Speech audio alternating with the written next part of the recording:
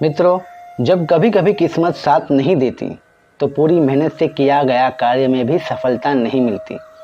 जब किस्मत साथ नहीं देती तो मंजिल तक पहुंचने के बाद भी मंजिल हमसे दूर निकल जाती है।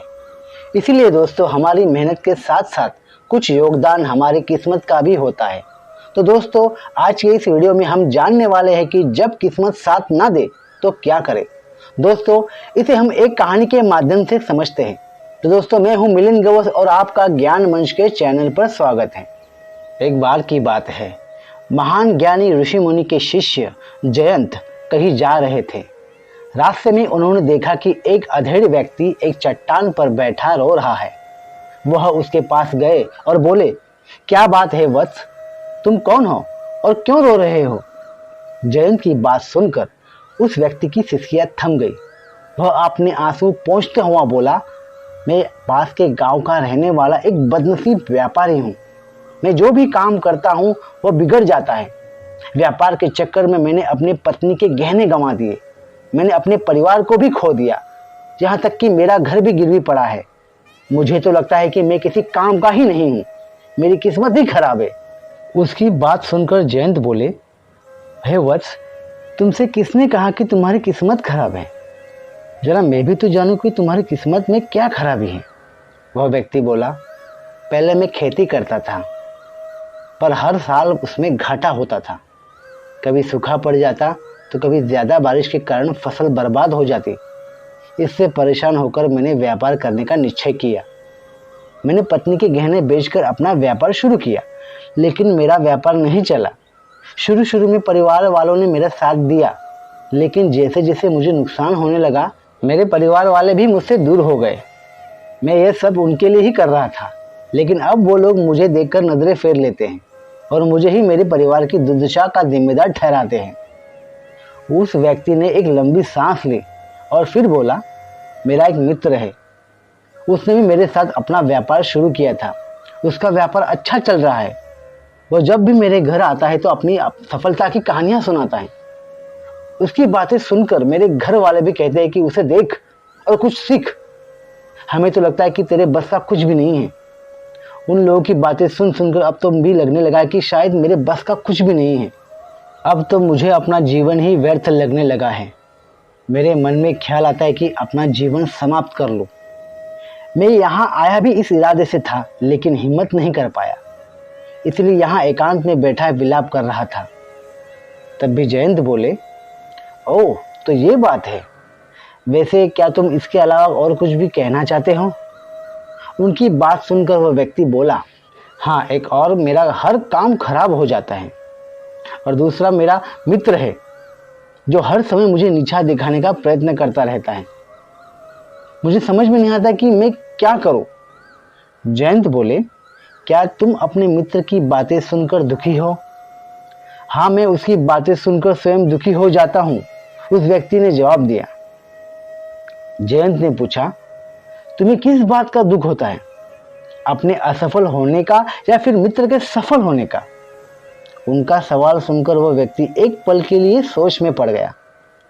फिर वह बोला, अगर सच कहूं तो मुझे अपने असफल होने का उतना दुख नहीं होता जितना कि मित्र के सफल होने का होता है। अर्थात यदि तुम्हारा मित्र असफल हो जाए तो तुम्हें खुशी होगी? जयंत ने प्रश्न किया। वह व्यक्ति बोला, हाँ, मुझे बहुत खुशी होगी। इसका मतलब है कि तुम्हारी खुशी तुम्हारे मित्र पर निर्भर है। जयंत बोले, अगर वह चाहे तो तुम्हें खुश कर सकता है और अगर वह चाहे तो तुम्हें दुखी कर सकता है। तुम स्वयं से ना तो खुश हो सकते हो और ना ही दुखी हो सकते हो। अर्थात तुम अपने मित्र के गुलाम हो गए हो, इसलिए तुम्हारा कुछ नहीं हो सकता। ऐसा न कहे महात्मा, उस व्यक्ति ने हाथ जोड़ दिए। आपकी बातें सुनकर मुझे कुछ आशा बंध रही है। जयंत बोले, जब हम किसी से आशा बांध लेते हैं तो उस पर निर्भर हो जाते हैं। ऐसे में हमारी खुशी और दुख भी उस पर निर्भर करने लगता है। इससे बेहतर है कि तुम अपने आप से आशा बांधो। जब तुम ऐसा करोगे, साथ ही पूरे जतन से काम करोगे, तो तुम्हें सफलता अवश्य ही प्राप्त होगी। यह कहते हुए जयंत ने एक पल के लिए उस व्यक्ति की ओर देखा, फिर अपनी बात आगे बढ़ाई। तुम्हें लगता है कि तुम्हारा मित्र तुम्हें दुखी करने आता है और अगर विचार करो तो वह बातें तो सच्ची ही कहता है। वह अपने संघर्ष और अनुभव की बातें बताता है तुम्हें। तुम उन बातों से कुछ सीख सकते हो। तुम्हें इसके लिए उसका धन्यवाद करना चाहिए कि तुम्हें घर बैठे कुछ अनुभव मिल रहे हैं। तुम उन अनुभवों का लाभ उठाओ, नई शुरुआत करो, कर्म करते जाओ, हार मत मानो। एक दिन तुम्हें सफलता अवश्य मिलेगी। आज तुम जिसे अपना बुरा वक्त या बुरी किस्मत कह रहे हो, एक दिन यह बदल जाएगी। इसी के साथ तुम्हारे विचार भी बदल जाएंगे। और देखना, जब तुम्हारा अच्छा वक्त शुरू होगा तब तुम्हारा मित्र भी तुम्हें अपनी सफलताओं की कहानी नहीं सुनाएगा। तब वह अपनी असफलताओं की कहानी बताएगा ताकि तुम उसे बात के सुनकर भ्रमित हो जाओ, तुम्हारा आत्मविश्वास हिल जाए और तुम गलत निर्णय ले सको। लेकिन उस समय भी तुम्हें अपनी बुद्धि का प्रयोग करना होगा। तुम्हारा मित्र जैसे आज तुम्हें दुखी करने आता है, इस तरह उस समय भी वह तुम्हें दुखी करने आएगा। क्योंकि जिस तरह से उसे दुखी देखकर तुम्हें मजा आता है, उसी तरह से उसे भी तुम्हें दुखी देखने में मजा आता ही है। वह व्यक्ति बोला, आपने सही कहा, लेकिन मेरा सबसे बड़ा दुख यह है कि मेरे परिवार के लोग भी इसमें शामिल है। वास्तव में मैं तो अपने परिवार के लिए अच्छा करना चाहता था, लेकिन वे लोग भी मेरी बात नहीं समझते हैं।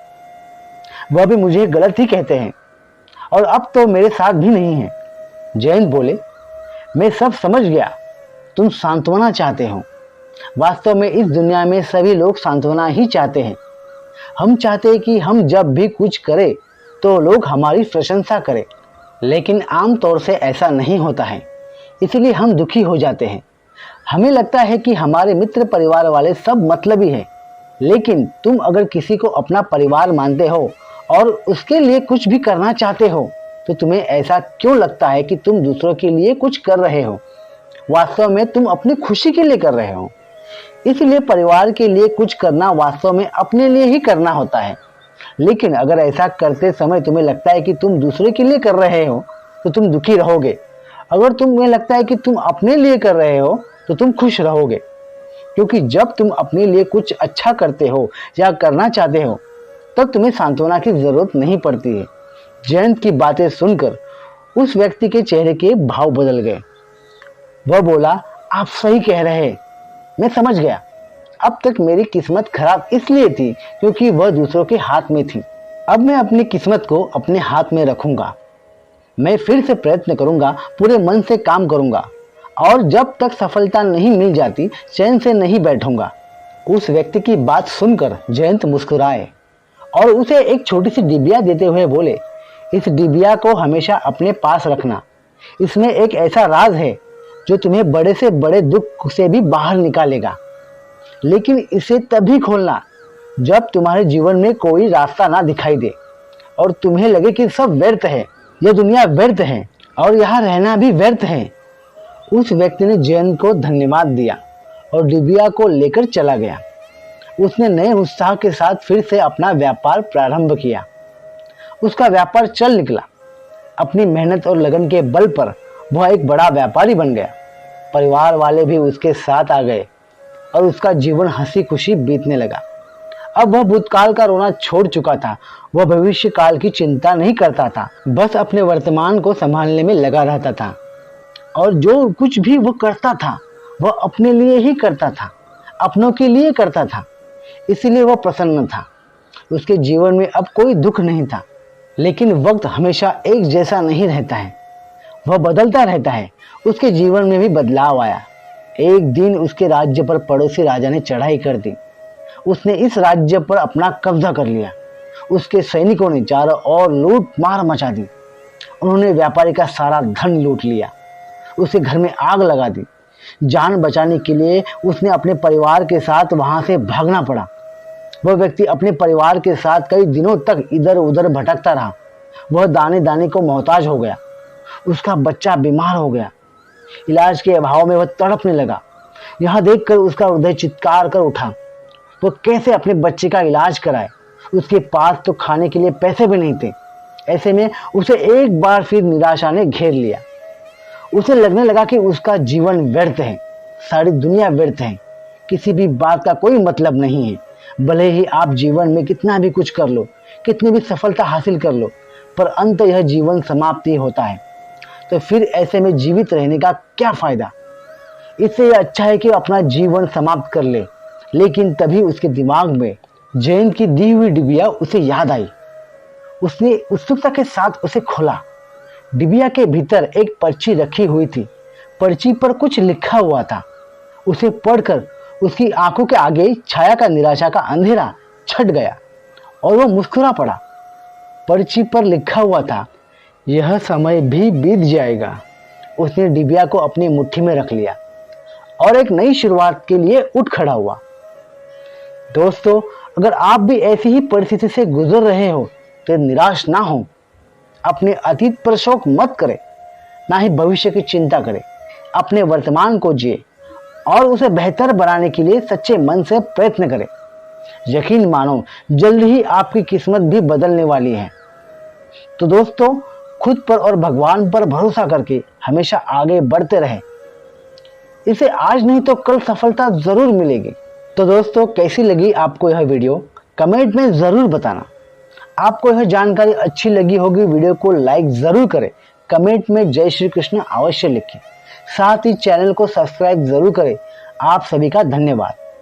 मिलते हैं इसी प्रकार की अगली वीडियो में। तब तक के लिए राधे कृष्ण राधे कृष्ण राधे कृष्ण। हर हर महादेव।